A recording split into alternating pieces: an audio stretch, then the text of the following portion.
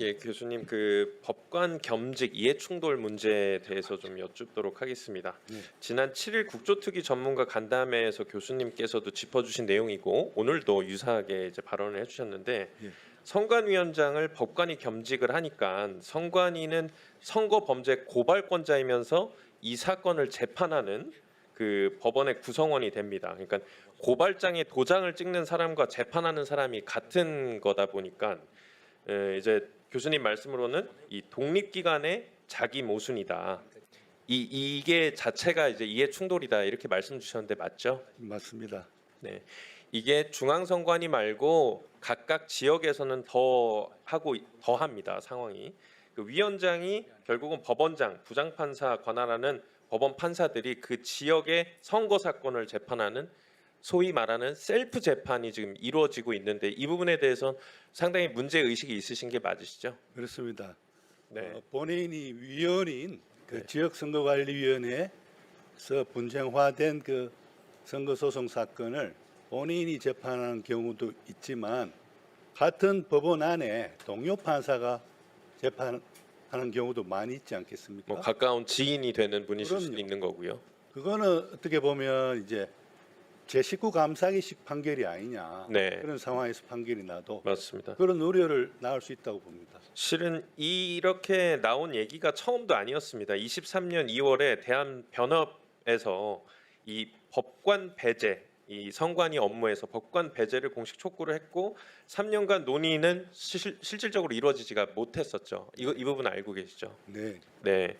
그러니까 현직 법관의 위원장, 위원 겸직 관행이 개선이 돼야 된다라는 목소리가 우리 교수님 외에도 또 그 대한변협에서 나왔다는 겁니다. 그리고 또 하나 여쭤보겠습니다. 그 지금 보면은 우리가 결국 과거 3.15 부정선거 때문에 법관 중심의 선거 관리가 이루어졌고 그 당시에는 그게 시대 소명이었던 거죠. 근데 실제로 지금은 이제 선거 행정이 전문화 전산화 됐는데도 여전히 우리가 그 과거에 있었었던 3.15 부정선거 기준으로 법관 중심의 선거 관리가 되고 있습니다. 노태학 위원장님, 제가 알기로는 대법관 한 분께서 1년에 3천에서 4천 건의 재판을 해야 되는데 이런 분들께서 실제 선거 관리에 집중을 할 수 있다고 보시나요? 뭐 가능한 하려고는 했습니다. 가능하다고 보세요? 가능한 하려고는 했습니다. 아, 가능하려고 했다. 근데 실제로는 이제 선관위에서는 이 정도 수준의 재판을 해야 되는데 선거를 챙길 여력이 없다라고 항변을 했습니다. 선관위 또한. 그렇죠?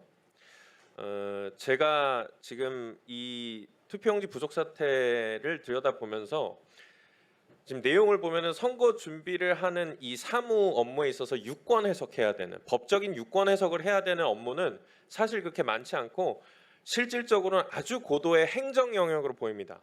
왜 그러냐면 최근 5년 동안 지금 선관위에서 의결한 안건 499건 중에 원안 가결, 그러니까 그대로 통과된 원안이 가결된 게 476건, 즉 95.4%였던 거예요. 그러니까 사무처가 올린 대로 그대로 처리가 됐던 거죠. 그러니까 실질적인 법관분들의 유권 해석이 이렇게 많이 소요되지 않는, 그러니까 많이 필요하지 않은 그런 상황임에도 불구하고 법관들로 구성이 되어 있는데 다시 돌아가서 교수님, 제가 보기에는 이 정도 수준이면 법관이 꼭 아니고 선거 행정 전문가나 시민사회위원으로 구성이 돼도 괜찮지 않을까요? 그렇죠. 이번에 문제가 됐던 투표용지 사태, 투표용지 부족 사태가 뭐 공직선거법에 대한 유권 해석의 문제는 아니지 않습니까? 선거 행정의 문제라는 거죠. 그런데 지금 법관들이 그 중앙선거관리위원장이 되고 또 현직 법관들이 중앙선거관리위원회 대법관을 포함해가지고 3명이나 들어가 있고 또 지역선거관리위원장들도 법관들이 하고 그럴 필요는 없다고 보고 그런 것 때문에 사실상의 이제 법관들은 그 업무 장악력도 떨어지고 이러니까 결국은 헌법은 중앙선거관리위원회나 각급 선거관리위원회가 선거관리 업무를 주도적으로 하게 규정을 하고 있는데 실질적으로는 사무처가 주도적으로 선거관리 업무를 해왔기 때문에 그리고 그 사무처의 감시와 감찰이 없었기 때문에 오늘 같은 사태가 벌어졌다고 생각합니다. 네, 그러니까 법관 겸직 폐지나 위원 상임화 이런 거 이제 개헌이 이루어지지 않아도 할 수 있는 부분들이 있습니다.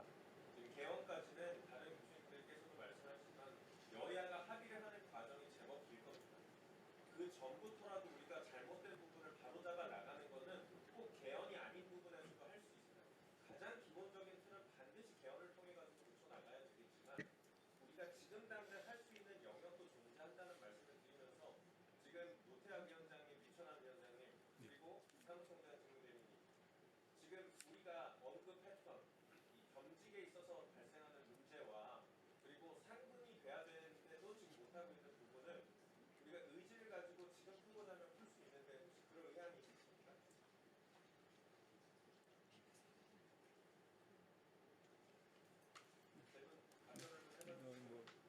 의지가 없으세요? 아니, 제 입장에서 뭐 제가 뭐라고 말씀드릴 입장은 못 되는 것 같습니다. 네, 그 말씀 적극적으로 검토해서 살펴보겠습니다. 중앙위원 같은 경우는 헌법에서 지명권자, 임명권자, 선출권자가 정해져 있기 때문에 그렇고요. 그 선거관리위원회 법에 따른 시도위원이라든지 구시군위원에 대해서는 적극적으로 검토할 필요가 있다고 생각합니다.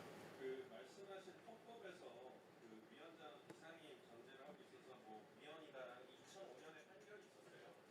근데 우리가 헌법재판소도 과거에 88년에는 상임 6명, 이상이 3명이었습니다.